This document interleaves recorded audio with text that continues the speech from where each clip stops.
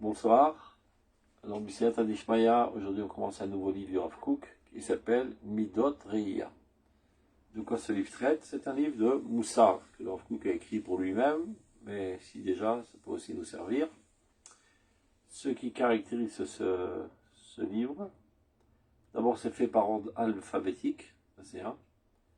Deuxièmement, ce qui recherche essentiellement dans ce livre, c'est de épurer les midot des parasites qui ont tendance à s'y accoler. Il appelle ça midot metzraniyot. Il y a parfois des traits de caractère qui sont positifs, qui sont souhaitables, mais d'autres, on va dire, déviations morales ont tendance à s'y accoler. Donc le Rav Kook prend là un bistouri très très affiné et coupe autour de la mida tout ce qui n'appartient pas à la mida. Car si on ne sait pas définir exactement quelle est la bonne mida, on pourra arriver à forger notre personnalité de manière erronée. Donc il faut d'abord les akert amidot. Alors on y va.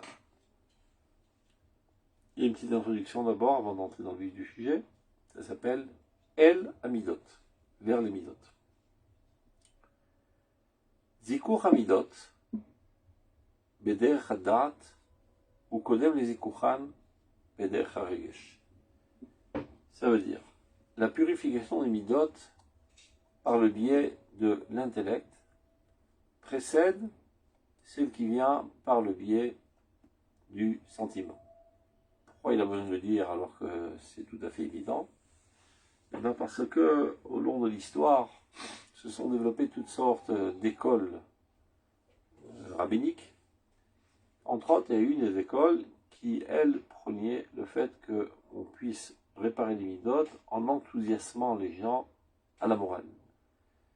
Donc comment ça se faisait avec beaucoup de théâtre, on va dire. Les gens venaient dans ce qui s'appelle Bet Moussar, la maison de la morale, se tenait au milieu de la salle un rabbin qui hurlait de manière furax contre les déviations. Les gens en sortaient apeurés, effrayés, et ça les épluchait de leur sale vertu, leur sale vice plus exactement. Mais comme tout sentiment qui apparaît très rapidement, disparaît aussi très rapidement. Car c'est la nature même du sentiment, il a des hauts et des bas, c'est pas quelque chose de fixe le sentiment. On n'est pas contre le sentiment, il faut savoir que le sentiment est secondaire. Ce qui caractérise l'homme, c'est l'intellect. C'est ce qui le différencie de l'animal. Les animaux aussi ont des sentiments. On a, nous aussi, des sentiments, donc avec ça, on a un dénominateur commun avec l'animal. Mais ce qui caractérise l'homme par excellence, c'est le Melokim Shiba Adam, en quoi l'homme est à l'image de Dieu, c'est fait. Donc le point culminant de notre personnalité, et c'est celui qui doit gérer notre personnalité, gouverner notre personnalité, forger notre personnalité, c'est le Sechel. Donc c'est pour ça que le Rav, il commence d'abord avant tout par cette introduction. C'est bien sympa ce qu'ils ont fait, ces écoles, mais il faut savoir que Zelo Derech HaMelech, c'est pas le chemin habituel. Alors parfois, quand il y a certaines faiblesses, on peut se servir aussi de cet outil émotionnel pour remettre les gens sur le bon chemin. Il faut savoir que c'est très passager et que ça ne tient pas véritablement la route. Il faut être convaincu intellectuellement du bien qu'il y a dans la vertu et du mal qu'il y a dans ce vice. Et cette conviction, c'est elle-même qui m'amène à finalement m'enthousiasmer, m'identifier avec cette vertu et m'amener finalement à le vouloir. Donc c'est ce qu'il dit là. Zikur Hamidot, Beder Hadat. Ça doit se faire d'abord avant tout par la compréhension intellectuelle. Ou Kodem les Zikuram Beder Haregesh. Ça précède la purification des midot par le biais des émotions. Là-bas. Ki im lo yeda amatov umara, echa yergish liknot et atov vateva shel kinyan v'achik et tara shebenetiat tivit achar ergel. S'il n'a pas compris exactement, défini exactement ce qui est bien, ce qui est mal, alors que peut-on attendre de lui? comment on peut attendre qu'il s'enthousiasme à acquérir le bien et ancrer ça dans sa nature et s'écarter de toutes les tendances naturelles qui sont les tendances de l'habitude. Il faut savoir que le pire des ennemis de l'Avodat Hashem, c'est ce qui s'appelle Ergel, ce qu'on traduit en français par l'habitude. On n'est rien censé faire par habitude, de manière machinale. Il n'y a aucun problème que lorsque j'arrive à Modim, automatiquement mon cou se prosterne. Mais si j'en reste là, eh bien, je suis un robot, je ne suis pas un serviteur de Dieu. Il faut toujours qu'il y ait une pensée qui précède tout acte. Car comme je l'ai dit précédemment, ce qui nous caractérise, c'est la pensée, c'est l'intelligence. Donc c'est essentiellement avec cette force de la personnalité que nous devons servir le divin. Donc se laisser aller au ergel, aux habitudes, au comportement machinal. Ergel, machin de régel. C'est comme les pieds. Donc tu es géré par tes pieds au lieu d'être géré par ta tête. Chamoun, Izaru, Bidevrechem, les Zohar. Il faut qu'il y ait la clarté de l'intelligence dans toutes tes paroles, dans tous tes actes, dans tous tes comportements. Donc, ça c'est la première introduction. Deuxième introduction. Est-ce que c'est clair? Est-ce qu'il y a des questions d'abord avant que je continue? Si vous avez des questions, c'est avec plaisir. Donc, bête. Kol Midatova. Oui? Qui a parlé? J'ai dit la routine. Voilà, la routine. La routine, c'est le pire des ennemis de toute bonne chose dans la vie. On fait les choses de manière routine, machinale, on ne pense pas ce qu'on fait, et finalement, ça se vide de sens, et c'est pas ça qui procure de la joie dans la vie. Chaque pensée, qui se dit marshava,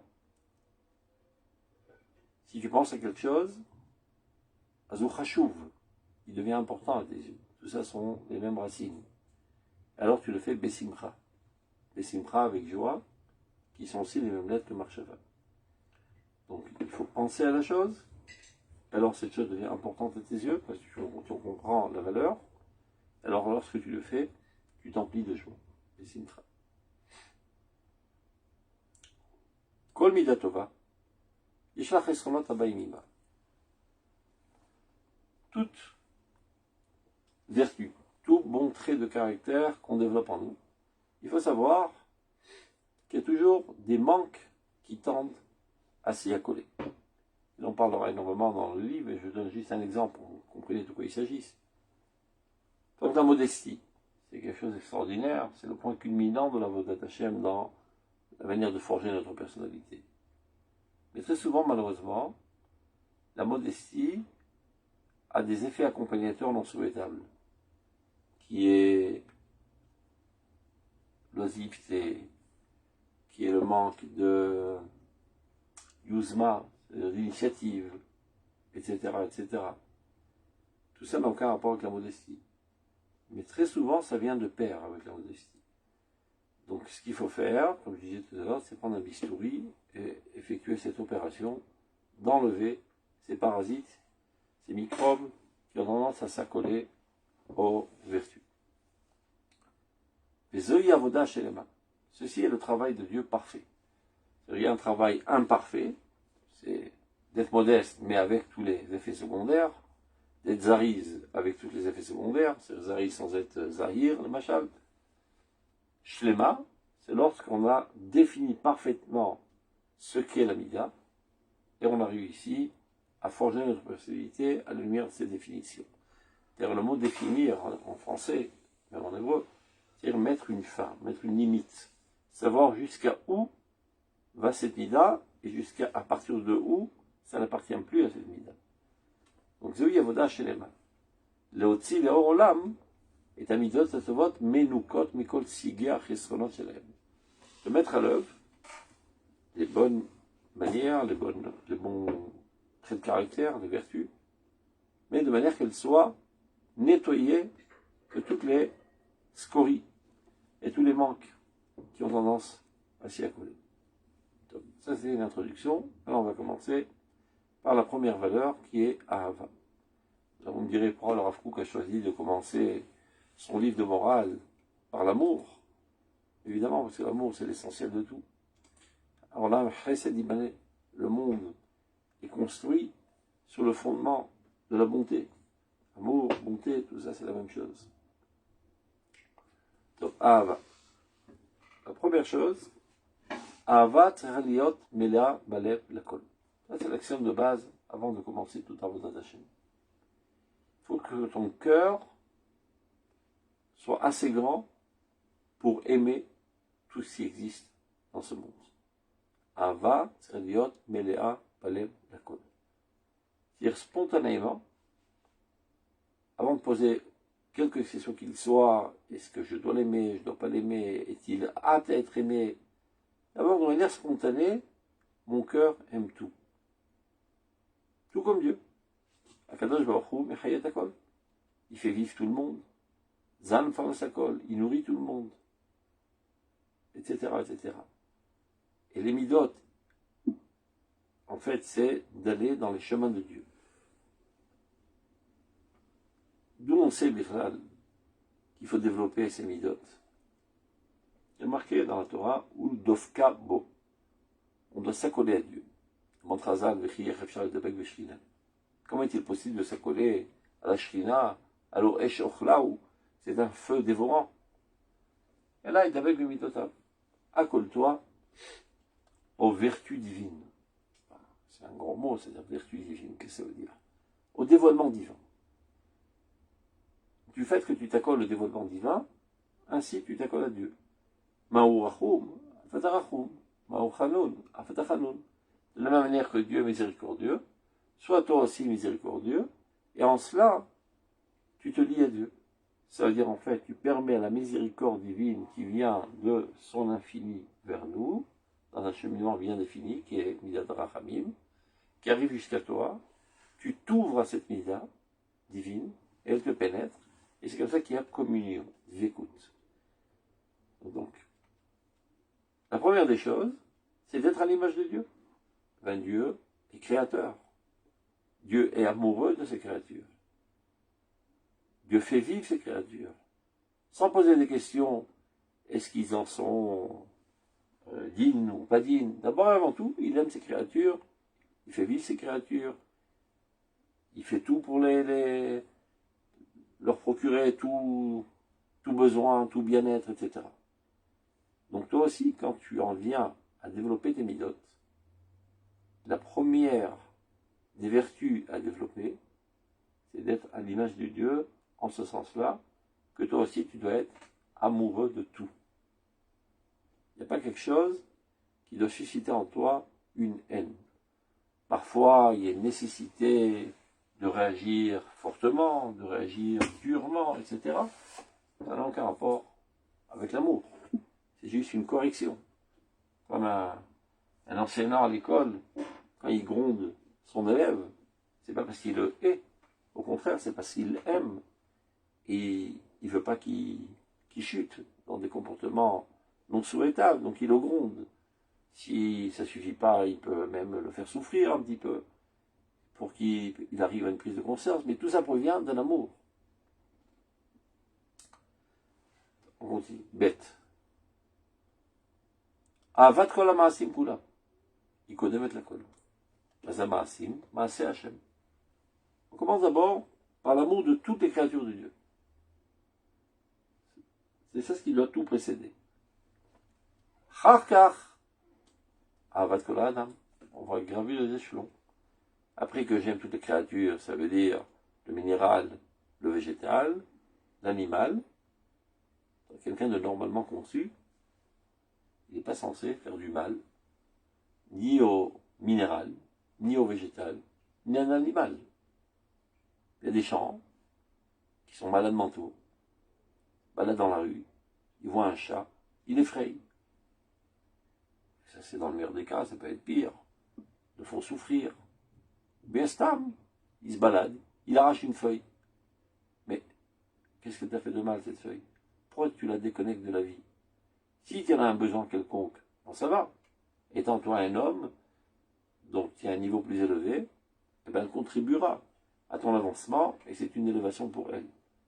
Mais ça ne sert à rien. Ça s'appelle Baal Tashrit. Pourquoi tu détruis le monde d'Akadosh Baruch Hu? Pourquoi tu déconnectes cette feuille de sa source de vie? C'est un crime. Tu es censé être empli d'empathie, d'amour, d'amitié envers toutes les créatures de Dieu. Une fois que ces fondations sont bien développées en toi, dans ta personnalité, tu gravis un échelon et t'en arrives à l'amour des hommes. Et après, ce n'est qu'après cela que tu peux te hisser au point le plus culminant à Avat Israël, l'amour d'Israël. Shei kolel et akol. Il faut savoir que cet amour, l'amour d'Israël, comprend en lui tout ce qui existe. Pourquoi l'amour d'Israël est le point culminant de ton amour? Shatidin Israël est akel et tolam. Car la vocation du peuple d'Israël est de réparer toutes les créatures, d'améliorer toutes les créatures. C'est son rôle. Donc, étant amoureux de toutes les créatures de Dieu, évidemment que je suis amoureux du facteur qui les améliore, qui les bonifie, qui les rapproche de Dieu. C'est ça ce qui m'amène à aimer le peuple d'Israël plus que les autres peuples, et plus que les animaux, et plus que les végétaux, etc. C'est pas parce que c'est mes potes, on est nés dans le même peuple, alors on a des atomes communs, alors je les aime bien. Ça, c'est pas un amour très très haut. C'est tout simplement un besoin psychologique d'appartenance à un groupe. Ben, les loups aussi, lorsqu'ils vont dans la forêt, ils aiment bien marcher en horde. C'est pas pour autant qu'on va dire qu'ils sont emplis d'amour. C'est un besoin personnel égoïste de cette sensation d'appartenance à un groupe. Donc d'aimer les juifs parce que je suis juif, et parce que c'est ça que je connais, et parce qu'on a grandi ensemble, et parce qu'on a eu un même itinéraire historique, pas trop mal comme on dit, mais c'est pas le top. C'est pas ça, Avat Israël. Avat Israël, c'est parce qu'il y a en Israël l'essence d'Israël, qui l'amène à sa vocation, sa nature, sa vocation, d'élever l'humanité entière. Et d'ailleurs, lorsque Kadosh Baruch Hu s'adresse à Abraham, et il conclut une alliance divine, c'est pas comme un contrat avec un autre homme, c'est-à-dire que si on ne respecte pas les clauses avant l'alliance, c'est annulé. Une alliance divine, ça veut dire une loi divine. De la même manière que Dieu a ancré dans la nature la loi de la gravitation, sans lui demander son avis, et en aucun cas cette loi de gravitation pourrait disparaître si jamais le monde déciderait de ne pas respecter les clauses du contrat. C'est une nature, c'est une loi. Donc, c'est Chok.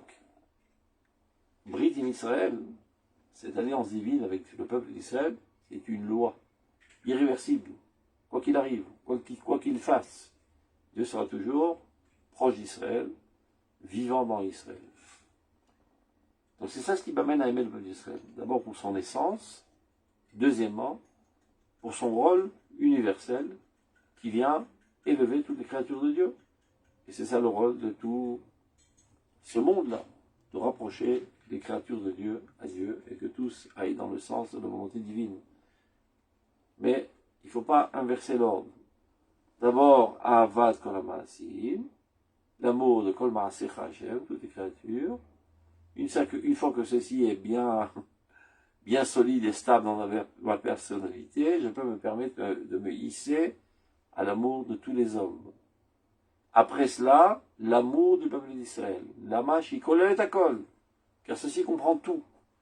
Pourquoi ça comprend tout? Shartidin Israël et Akol Golamasim Kulam. Car Israël, finalement, amèneront à la réparation de toutes les créatures de Dieu.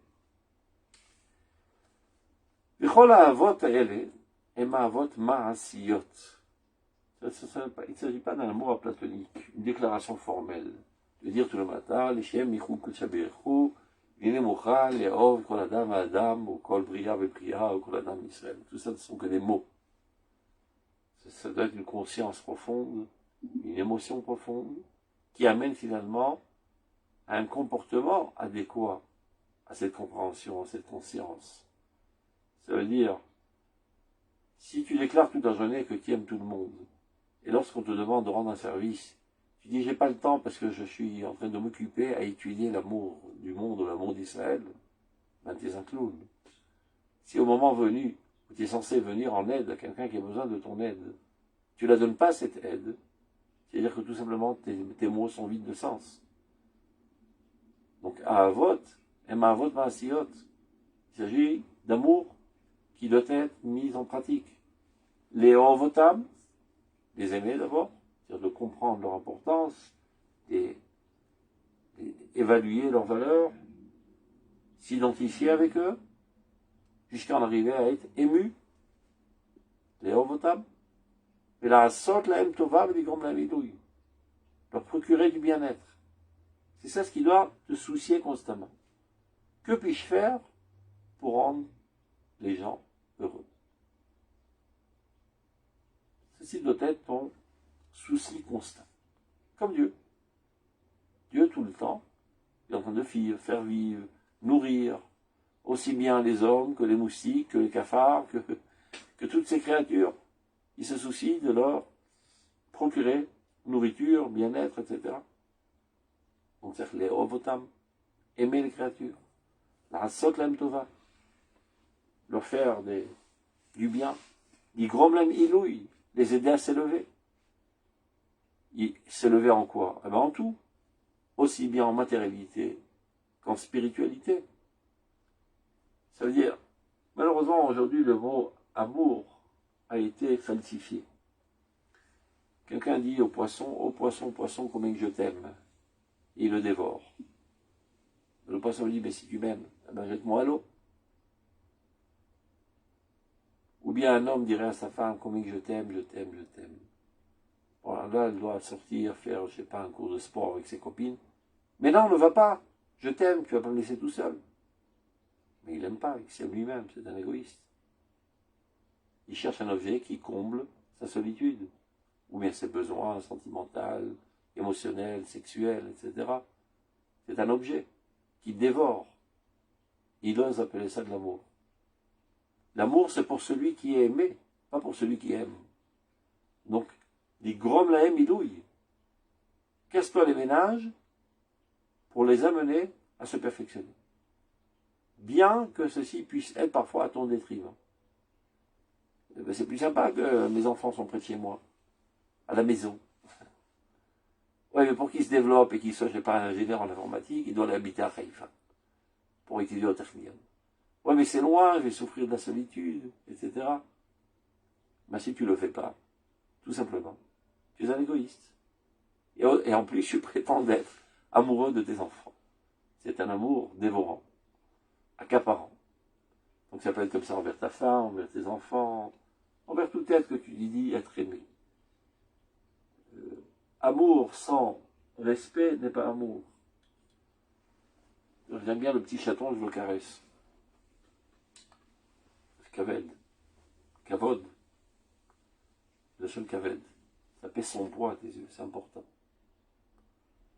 Donc, l'igrol amiloui, venalal kulan, et après tout cela, la plus haute, le plus haut de tous les amours, Avat Hashem. Shi Avat Shebefol. Avat Hashem, contrairement à Avat Abriot, le fait même d'aimer, de s'identifier, de se sentir totalement proche de Dieu, vivre Dieu, c'est ça l'objectif. Sans autre chose. Et là, Goret Batsmuta Shum Davar. Ça ne nécessite rien d'autre. Qui Macha Lev Malemimena. Il faut que ton cœur soit empli d'amour de Dieu. Après que ceci existe en toi, automatiquement, tu en arriveras à te comporter à la hauteur de cet amour. Tu n'as pas besoin d'un effort artificiel. Lorsque quelqu'un est amoureux, mais il fait tout pour l'être qu'il aime, et ceci n'est pas perçu de sa part comme un effort, comme une corvée, mais au contraire, comme un plaisir intense de procurer du bien-être, du bonheur à l'être qu'il aime. Donc si tu aimes Dieu, ben évidemment qu'après tu vas t'enrôler dans toutes sortes de galères pour faire avancer les idéaux divins dans ce monde, car tu t'identifies totalement avec Dieu, tu es totalement uni avec Dieu. Tu ne penses qu'à ça, tu te réveilles avec ça, tu dors avec ça, tu manges avec ça. Il y a tout le temps ça dans la tête. Ki imash alev male mimena. Zeu haosher et anisgal. Et ceci est le bonheur le plus haut, le plus intense. Si tu arrives à ce degré de vie, c'est la seule chose qui te procure paisibilité, bonheur, stabilité, sens dans la vie. Être amoureux de Dieu. David Ameller n'arrivait pas à s'endormir tellement il était amoureux de Dieu. Iviti Chavalelot. Oh mon Dieu, j'ai envie de toi les nuits. Je ne peux pas m'endormir. Rav Kook lui-même, savoir que la plupart des piscarotes et paragraphes que Rav Kook nous écrit, de manière consciente, inconsciente ou subconsciente, j'en sais rien, ce sont en fait des piscarotes autobiographiques. Il décrit ce que lui, il ressent envers Dieu. Son élève, le Rav Harlap, raconte, une fois ils étaient ensemble, ils étaient allés faire la tournée dans le pays pour influencer les gens à se rapprocher de Dieu, etc. Donc ils ont dormi dans une auberge. Et en pleine nuit, le Rav Harlap entend des bruits bizarres, donc il se réveille. Il voit le Rav Kook marcher de long en large dans la chambre, à coucher, ouvrir la fenêtre, respirer une bouffée d'air frais. Il leur dit, mais qu'est-ce qui t'arrive? Tu te sens mal? Tu veux un aspirine? Tu te sens mal? Qu'est-ce qui t'arrive? Il lui dit, je brûle d'amour de Dieu. Je dois prendre l'air. Dans l'un de ses écrits, il dit, pourvu qu'on puisse me permettre, une fois dans la vie, exprimer le nom de Dieu avec ses lettres. Yud Ke Vav Ke. Il est interdit de le dire. On dit toujours Adenut, Baruch Ata, Ado, et après Naï. On ne dit jamais Yud Ke Vav Ke, qui est le véritable nom de Dieu. C'est comme quelqu'un qui est amoureux fou de sa bien-aimée. Seulement lorsqu'il prononce le prénom de sa bien-aimée, il se dissout d'émotion, il fond d'émotion. Mais le Rav Kook était comme ça envers Dieu. Amoureux fou de Dieu. Et de là, il en arrive finalement à l'amour d'Israël, à l'amour d'Eret Israël, à l'amour de la Torah, à l'amour de créature. Parce que dans tout cela, le divin apparaît. Donc, toute chose qui dévoile le divin, il en est amoureux. Donc évidemment, tout commence par l'amour de Dieu et apparaît dans les autres objets. Mais du point de vue didactique, on va dire, c'est pour ça que le Rav lui dit, on commence d'abord par aimer les créatures les plus inférieures, les minéraux, les végétaux, les animaux. Après, on s'élève à l'amour de l'humain. Parce qu'on grandit, on comprend l'importance, la plus-value qu'il y a dans l'humain en relativement aux animaux. Après, on grandit davantage et on comprend la plus-value qu'il y a dans le peuple d'Israël, qui est, on va dire, le générateur de vie de toute l'existence et le facteur, moteur qui fait avancer l'existence vers le bien et vers la proximité de Dieu. Donc c'est pour ça qu'on en arrive finalement à l'amour du peuple d'Israël. C'est clair? Votre silence me tue. Oui, merci. Comment? J'entends pas. Qui c'est qui parle? D'où vient ce sentiment d'amour? Eh ben, du fait même que La première chose qui... Eh ben, parce que notre âme, elle est divine, et donc elle a tendance à se raccoler à sa source. Et vu que dans tout il y a du divin. C'est ça l'amour. C'est ça l'amour. C'est ça l'amour. L'amour, c'est la proximité, c'est la dvékout, d'être totalement accolé, ressentir une attirance, vouloir baigner dans cette atmosphère de la divinité. Maintenant, vu que tout vit du divin, dit le Rambam dans son livre Yad HaChazaka, tout existe par l'existence divine. Dans tout être, il y a une existence divine. Donc évidemment que je me sens lié à tout être. Alors on me dirait, ben quoi, je dois être aussi lié aux nazis, lié au Hamas, etc. Oui. Je ne suis pas lié au nazisme. Je suis lié à cet être en lequel il y a du divin et qui s'est servi du divin à mauvais escient. Mais le divin reste toujours en lui. C'est-à-dire même quand parfois on peut tuer par amour. Quelqu'un qui chayav mita, par exemple, Khalel Shabbat, les Pharasias, on a prévenu avec des édimes, etc. Donc finalement, on doit faire ce seul boulot de le mettre à mort. Il a Gemara, Brorlo mitayafa. Cherche-lui une bonne mort. Comment on peut parler d'une bonne mort? Alors, si déjà tu dois le mettre à mort, pas besoin aussi qu'il y ait des effets accompagnateurs douloureux. Et tout ça pourquoi? Pourtant, c'est un salaud, il mérite la mort. Son comportement mérite la mort. Mais sa vie, elle est divine. Donc on est amoureux envers cette vie. Et la Gemara dit pourquoi? Tu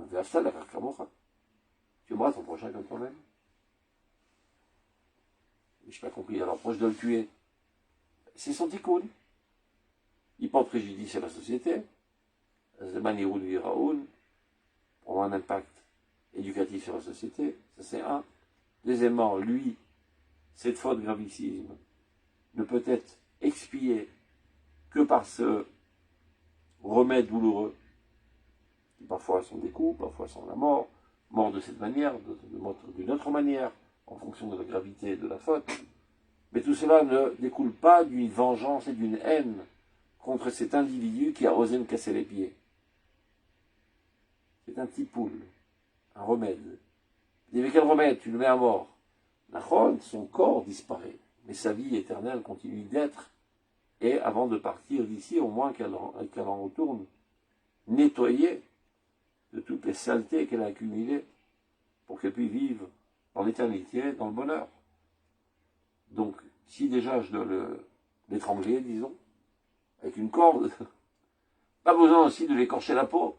Alors, mets-lui, je sais pas, un bout de tissu, et qu'il n'ait pas trop la trouille. Donner un bon verre de vin, pas trop, qu'il en ait encore conscience. Parce que s'il est ivre, il risque pas de faire teshuva, repentance, avant d'être mis à mort. Donc ça sert à rien. Donc un petit verre de vin pour qu'il ne soit pas trop effrayé, mais pas trop de vin pour qu'il garde encore conscience. Et tout ça par amour. Ça paraît absurde. Tu es en train de tuer, tu me parles d'amour, mais c'est c'est du surréalisme que tu racontes. Et bien c'est la Torah. Et bien de même, nos ennemis, ils ne comprennent pas la centralité du peuple d'Israël. Ils nous cherchent genoises. Ils ne sont pas contents du fait qu'on retourne en Eretz Israël. Ils sont contre le fait qu'on ait une souveraineté en Eretz Israël. Et ils ne comprennent pas. C'est pas pour autant qu'on va s'empêcher de le faire. On a dit précédemment, Shati d'Israël, les Takenet Kolamasim Kulam. Il n'y a que le peuple d'Israël qui peut réparer l'humanité entière et toutes les créatures de Dieu.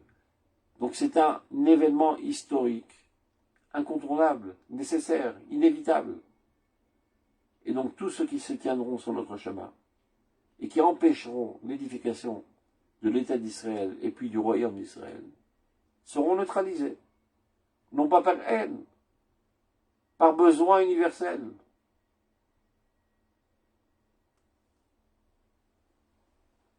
Les gens ne comprennent pas toujours.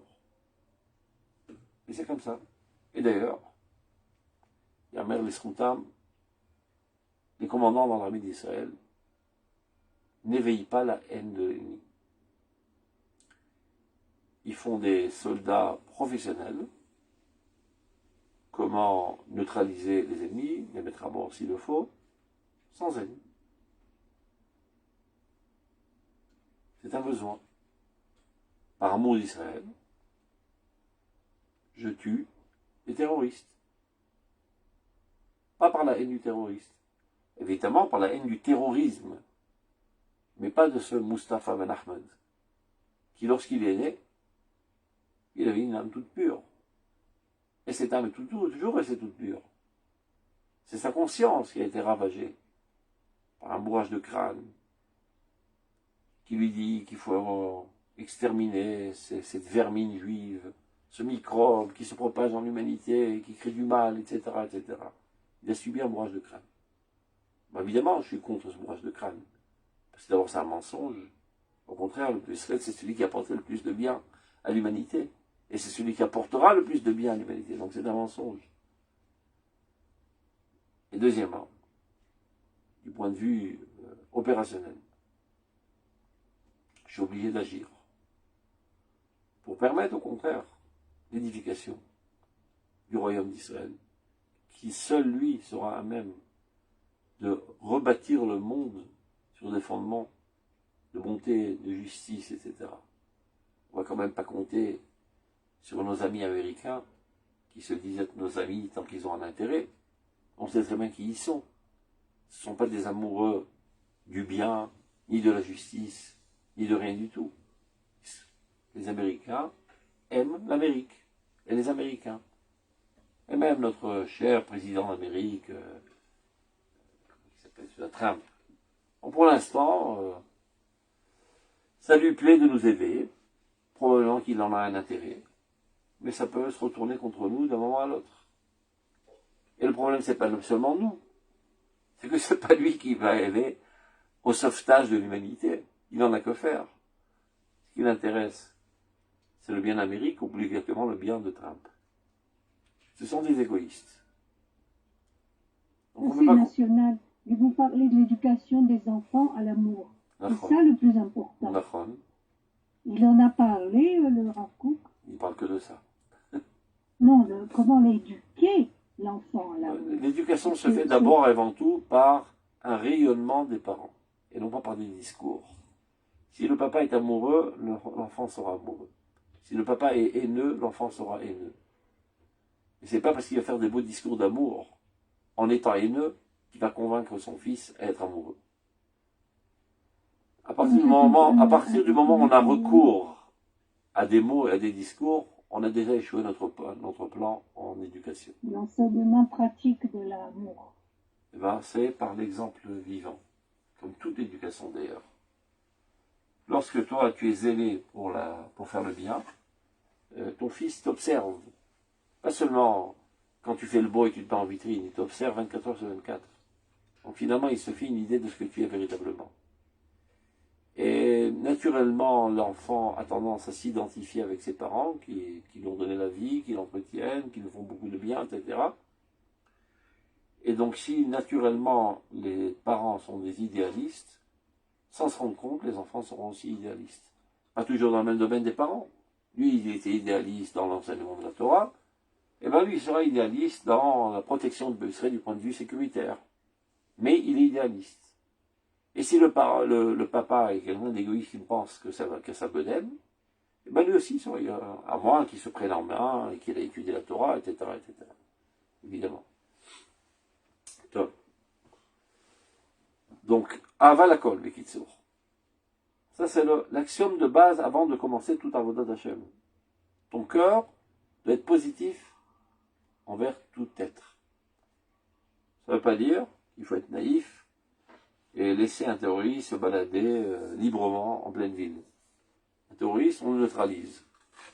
Ou on lui met les menottes, ou on lui tire une balle dans la tête. Mais c'est pas parce que je le haïs spécifiquement. C'est parce que j'aime le peuple d'Israël, et on a compris pourquoi j'aime le peuple d'Israël, parce que c'est le facteur qui fait avancer l'humanité. Si vous voulez un exemple,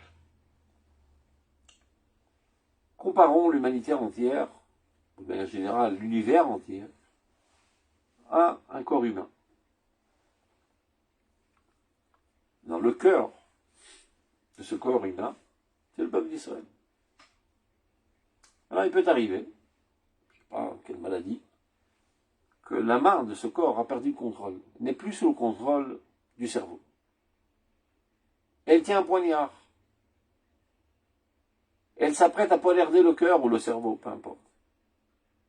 Ben, tu l'attrapes de force, tu la neutralises. Pas par haine de la main. Là, tu prends une hache, avec un plaisir intense, tu te coupes la main. Tu voudrais bien la garder, cette main. Tu l'aimes. Elle est partie intégrale de ta vie. Mais là, elle met en danger la totalité de l'organisme. Et si elle arrive à réaliser son plan, c'est-à-dire de poignarder le cœur, finalement, elle-même va mourir. Donc, par amour de l'organisme, je neutralise cette main. Mais pas par haine. C'est seulement une réaction opérative. sans émotion. C'est comme ça qu'on doit combattre. Nos guerres contre nos ennemis, ce ne sont pas des guerres de haine et de vengeance. Ce sont des guerres d'amour de Dieu, d'amour du peuple d'Israël, d'amour de l'humanité. Et lorsqu'il y a un facteur qui met en danger ce projet divin, qui empêche donc l'humanité d'arriver à son bonheur, ben on est obligé d'agir. Et on réagit fortement. Et rapidement. Parce qu'on n'aime pas la guerre. Alors on fait la guerre 6 jours, on retourne à la maison Shabbat, manger du couscous et des boulettes. C'est ça le peuple d'Israël. Yaakov Ishtam, Yoshev Ohalim. La nature d'Israël, c'est l'amour de la vie paisible, la bonté, la paix, etc. Quand il le faut, eh ben on sait se déguiser en Esav et être encore mieux qu'Esav en tant que combattant. Mais ce n'est pas notre nature. C'est un déguisement. Notre nature, c'est la Chokhmah, c'est le Midot Tovot, c'est l'Irat Shamayim. C'est ça le peuple d'Israël. S'il le faut, parce qu'on n'est pas des naïfs, eh ben, on prend les armes. D'ailleurs, le Rav Seuda Kohen Kook, se dit que Kadosh Lebracha était totalement contre ce qui s'appelle la Gadna. Gadna, c'est un organisme qui habitue les enfants, les jeunes enfants, au militarisme. On les envoie une semaine dans une base militaire, ils apprennent à manier l'arme, ils s'habillent avec des uniformes militaires, ils font des exercices militaires, etc., etc. Il dit, mais il n'en est pas question. Pour ancrer ça dans cette âme toute frêle et toute bonne et toute douce, s'il arrivera à l'âge de 18 ans et qu'encore le monde n'est pas encore prêt tel qu'il devrait être et qu'on a besoin de combattre, eh bien il ira combattre. Mais il fera ses 3 ans d'armée, etc. Mais pour rentrer ça dans la tendre âme de cet enfant. Nous ne sommes pas des militaristes. Le peuple d'Israël est un peuple pacifiste. Amoureux, fou de la paix. Oev Shalom. Odev Shalom. C'est ça le peuple d'Israël. Mais d'un autre côté, nous ne sommes pas des naïfs. On sait très bien qu'il y a des gens autour de nous qui ne comprennent pas ce langage. Ils ne comprennent que le langage de la force. Eh bien, avec un pincement au cœur, on le fait s'il le faut.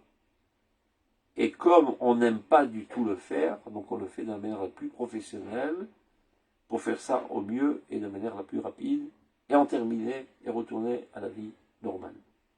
Car notre tendance naturelle, c'est l'amour. On continue. Le déterminisme génétique, moi. Qu'est-ce que ça veut dire? Que vous voulez dire par là? On est génétiquement pour l'amour. Génétiquement. C'est le peuple d'Israël. Et les autres n'ont pas ça.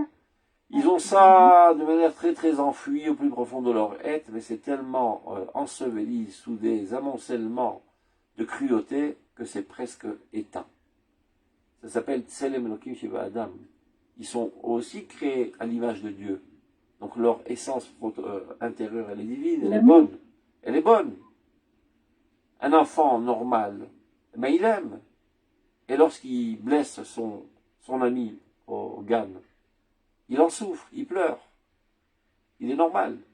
Mais après avoir récidivé à plusieurs reprises de blesser son ami, il développe une carapace très très épaisse. Et finalement, il n'est plus à l'écoute de son âme. Il ne ressent plus les pleurnichements de son âme lorsqu'il faute, lorsqu'il crée des dommages à ses compagnons. Mais dans son essence profonde, lui aussi, il est rempli d'amour. Donc la différence entre nous et eux, c'est que chez nous, c'est pas profondément enfui au plus profond de notre subconscient collectif, etc. Ça se trouve dans la conscience des Juifs d'une manière naturelle. Bon, chez nous aussi, il y a des crapules, donc partout, il y a des salauds partout. Mais la grande majorité, la moyenne du peuple d'Israël, ce sont des gens tendres et doux, et bons. Le Midrash raconte qu'il a essayé pour toute l'humanité, ça. Dieu a essayé et il a vu que ça ne marchait pas. De donner la ça Torah. n'a pas marché. Non, ça veut dire comme ça. Le Maral explique ce Midrash. Lorsque Dieu voulait donner la Torah, il a proposé à toutes les nations. Alors il est arrivé chez les Arabes, qui n'existaient pas à l'époque, mais c'est-à-dire leurs ancêtres. Ils lui ont dit, mais qu'est-ce qu'il y a marqué dans la Torah? Il y a marqué le Tiglov. Grosse blague. Pas fait pour vous, ça. Notre essence même est d'être des voleurs. Comme il est dit, Veado Bakol, sa main se balade un petit peu partout. Donc il est allé chez Esav, c'est-à-dire l'ancêtre de l'Europe, l'Amérique, la chrétienté. Vous voulez la Torah? Il a dit qui s'est marqué dans cette Torah. Il a marqué l'Otirtzach, tu ne tueras pas. Très drôle. Ben, notre nature, c'est d'être criminel. Ils étaient déterminés. Tu vivras sur ton épée. Ce sont des gens pas déterminés, des gens avec une tendance innée vers le meurtre, mais ils peuvent évidemment surmonter cette tendance et d'être des gens normaux. Mais chaque enfant naît avec une tendance. Il y a toujours des tendances. Le Rambam explique dans Shmona Prakim, il y a des tendances, il n'y a pas de déterminisme, il y a toujours un libre choix d'agir de manière bonne ou négative, mais il y a des tendances, évidemment. Donc il y en a qui ont des tendances à être kleptomane, d'autres des tendances à être un petit peu arrogant ou même criminel, mais peu importe, tu peux focaliser ou faire dévier ces tendances vers des buts nobles. Supposons que tu aimes bien verser du sang coupé dans la chair vive, tu n'as qu'à être chirurgien, ou bien moelle, ou bien chochette, tu n'as pas besoin d'être un assassin. Supposons que tu aimes bien le fric, pas besoin d'être un voleur. Tu n'as qu'à devenir, je sais pas, le ministre des Finances de l'État d'Israël et de te servir de cette tendance à s'occuper de fric pour enrichir le trésor national du peuple d'Israël, qui était une grande mitzvah. Donc on peut toujours se servir de ces tendances à bon escient. Il y a des tendances. Mais qu'est-ce que veut dire ce midrash, dit le Maral? Est-ce que véritablement il y avait une supposition quelconque de la part de Dieu de donner la Torah aux autres peuples? Évidemment que non. Tu vois bien de la manière dont c'est présenté. Quand il est venu chez les Arabes, les ancêtres des Arabes, ils ont dit qu'il s'est marqué dans la Torah. Il aurait pu leur dire, il est marqué dans la Torah, tu respecteras tes parents. Vous savez que les Arabes respectent énormément leurs parents. C'est remarquable le respect des parents parfois. On a beaucoup quoi apprendre des Arabes dans le respect des parents. Donc il aurait dit, Dieu, dans la Torah marqué tu respecteras tes parents. Ben, parfait, c'est tout à fait adéquat à nous. Et aux chrétiens, je sais pas, il aurait dit, je sais pas qu'est-ce que c'est de bon sur les chrétiens, mais disons, quelque chose qui leur est adéquat. Ah, vous ferez des croissants, il faut bien manger, t'as un monde de santé. Ah ben parfait, on a bien la bonne santé. Dit le Maharal, ben tu vois bien qu'il a cherché exactement le point qui est antagonisme à leur nature, pour bien faire comprendre que la Torah n'est adéquate qu'au peuple d'Israël, et non pas aux autres nations. C'est pas qu'il y avait une supposition quelconque de la part de Dieu. C'est pour nous faire comprendre à nous et à l'humanité entière que la Torah, dans sa globalité, n'est adéquate qu'au peuple d'Israël. Le peuple d'Israël n'a pas posé de question. Vous voulez la Torah? Oui. De suite, naturellement. Parce que la Torah et nous, c'est la même chose. Avant qu'elle soit écrite avec de l'encre sur du parchemin, elle est écrite en lettres de feu dans notre âme. La Torah n'est qu'une expression en mots, en thèmes et en termes de notre nature qui est déjà gravée en nous. Donc spontanément, on dit Naaseh v'nishma. Après, on comprendra de quoi il s'agit. D'abord, on fait. Parce qu'évidemment, c'est nous. C'est ça ce que le Midrash est venu enseigner. Non pas que Chaz v'Shalom, il y avait une supposition quelconque de la Torah au Goyim. Top. Il nous reste 10 minutes. Il est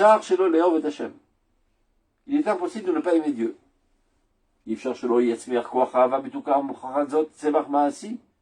Donc il est impossible aussi que cet amour ne fasse pas pousser, cet amour doux, délicieux, une pousse pratique. Ce qui veut dire, Léov, Lif'ol Befoal, ou Bemaase, Kol Mitrachesh Letov, Biachasek Letov Hashem. C'est-à-dire d'œuvrer dans toutes les activités possibles et imaginables qui puissent amener à la connaissance de Dieu. Si tu es amoureux fou de Dieu, donc tu veux connaître Dieu, savoir qui est Dieu, connaître ses dévoilements pour y adhérer. Donc si véritablement tu es amoureux de Dieu, sans aucun doute que tu t'engageras de toutes tes forces à tout faire pour connaître Dieu. Donc évidemment, il est impossible, si tu aimes Dieu, de ne pas aussi en venir à aimer la Torah et les mitzvot. La Torah, c'est la sagesse de Dieu. Mitzvot, c'est les mitzvot de Dieu. Ce sont les actions divines auxquelles nous adhérons et par là même, la vie divine nous pénètre.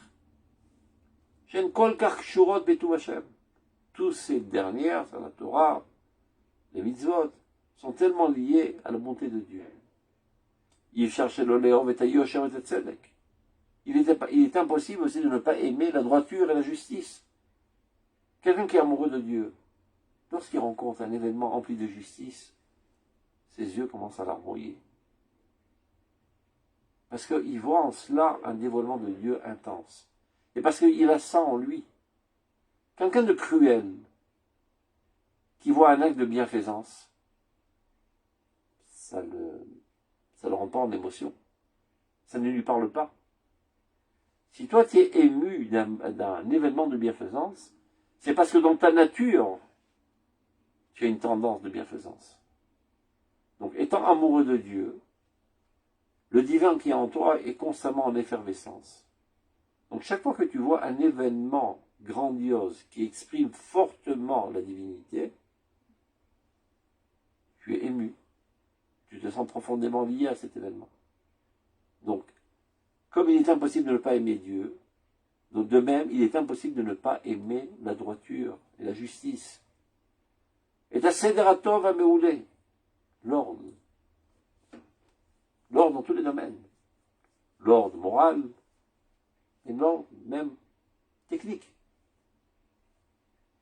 Le désordre, c'est moche. L'ordre, c'est beau. L'ordre, c'est l'harmonie. Dieu a créé un monde harmonique, rempli d'harmonie. La désharmonie, c'est moche. Donc quelqu'un qui est amoureux fou de Dieu aime aussi l'ordre.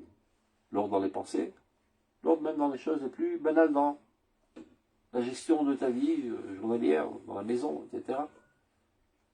Et ta Tov, va Meoulé, Amesavev Tov, la colle, qui entraîne du bien à tous. Shukashu Yafe, Bamitat Ametziut. Tout cela est profondément lié à la réalité de l'existence. Et la réalité de toute existence, c'est le divin. Akol Mimsa, Mamitat et Matzo, je l'ai fait.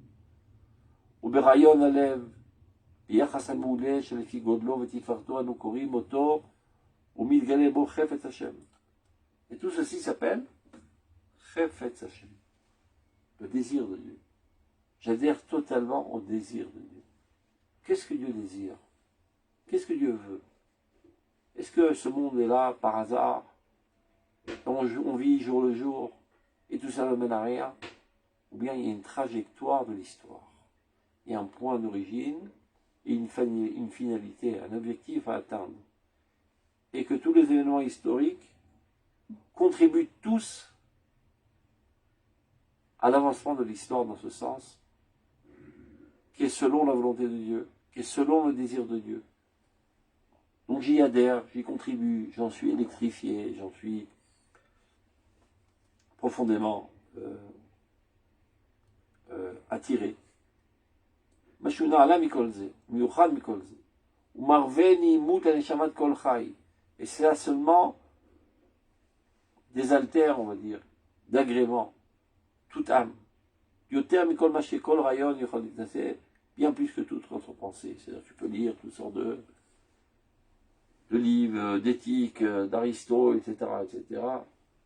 C'est pas ça qui amènera ton âme à une allégresse quelconque, car c'est vide de divin. Seulement lorsque tu te donnes à la connaissance du divin, à la connaissance de la volonté divine. Connaissance chez nous, c'est pas une accumulation de données dans la mémoire. Ça, le GPT fait à la perfection. Connaissance, c'est un lien intime. Comme connaître sa femme. Adam, Yada et Trava Ishto. C'est un vécu de proximité très très intime. C'est ça la connaissance de Dieu. Pas je sais que Dieu existe. Et on n'en a que faire que tu saches que Dieu existe. Est-ce que tu vis le divin? C'est ça la connaissance de Dieu. Lorsque tu arrives à cela, à ta bénéimout, ce n'est qu'alors que tu as une sensation de plénitude, un sens. Ta vie est agréable. Ça ne veut pas dire qu'il n'y a pas de problème. Ce monde est empli de problèmes. Et il y a des gens qui espèrent un monde sans problème. Là qu'ils aillent au cimetière il n'y a pas de problème. Dans ce monde-ci, il y a des problèmes. Tous les matins, on se réveille. Quels problèmes m'attendent cette journée? C'est des défis, les problèmes. Et ils ne viennent pas de manière hasardeuse. Tous les jours, je suis censé solutionner des problèmes. Mais ceci n'a aucune influence sur mon état d'âme, sur ma joie de vivre. Parce que, elle est avec Vachem. Je suis toujours avec Vachem, quoi que je fasse. Je suis toujours dans la même ambiance. Je suis toujours dans le divin, quoi que je fasse. Que ce soit agréable, que ce soit douloureux, des fois, tu es assis confortablement sur ton fauteuil, et des fois, tu es en train de ramper sur des ronces pour faire la guerre et sauver le peuple d'Israël. Et c'est pas, alors à la maison, là, je suis heureux, là-bas, je suis triste. Je suis toujours heureux. Je suis toujours heureux de remplir ma mission, de donner un sens à ma vie. Des fois, je suis jeune, des fois, je suis vieux, des fois, j'ai mal au dos, des fois, j'ai pas mal au dos. Ce sont des détails. Ce sont des défis à surmonter pour manifester davantage mon amour de Dieu. Ve'ifshar shelo litmale ahava lekol bria. Il est aussi impossible de ne pas s'emplir d'amour envers toute créature. Share, car Shefa or Hashem bakol umeir. Le flux de la lumière divine éclaire dans tout. Donc si j'aime Dieu, ben j'aime tout ce qui dévoile Dieu. Et bien Dieu se trouve dans cette rose, se trouve dans ce chat, se trouve dans cet homme, se trouve dans la science, se trouve dans l'art, se trouve dans la technologie, se trouve dans tout. Kulam bechokma asita. Tout n'est que la cristallisation de la sagesse divine. Tout est divin.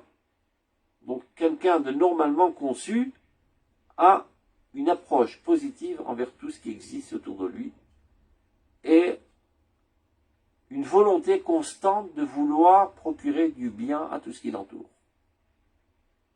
Et s'il n'est pas comme ça, mais qu'il sache qu'il est malade. Et le premier à en souffrir, c'est lui. Quand tu es haineux envers une autre personne, parfois il n'est même pas conscient que tu es haineux envers lui. Et donc qui en souffre? C'est toi. Tu es en train de te détruire pour rien. La nature humaine est d'aimer. Lorsque quelqu'un aime, il exprime son âme. C'est ça la nature humaine.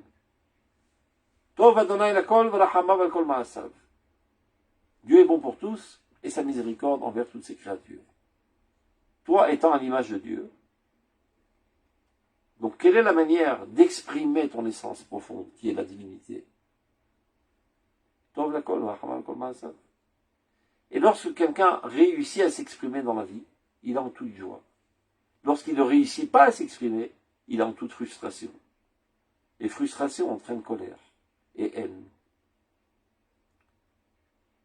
Donc tout le temps tu dois te soucier comment faire du bien. Pas pour bien me sentir. Parce que c'est ma nature. Donc automatiquement, finalement, tu vis dans un bonheur constant et intense. Quelles que soient les circonstances dans lesquelles tu te trouves. Ce n'est pas les circonstances qui sont censées changer tes sensations de bonheur ou de tristesse. C'est ta conscience qui donne une explication aux événements et une couleur aux événements. La conscience, c'est que je suis avec Dieu constamment. Et je suis là à être le soldat de Dieu. Et donc, tout comme Dieu, je suis là à faire du bien à tous. Des fois, c'est plus facile, des fois, c'est moins facile. Ben parfait, si c'est plus difficile, ça montre combien je suis amoureux de Dieu. Encore un défi à surmonter. Tout n'est que le dévoilement de ce chérissement de l'agrément divin.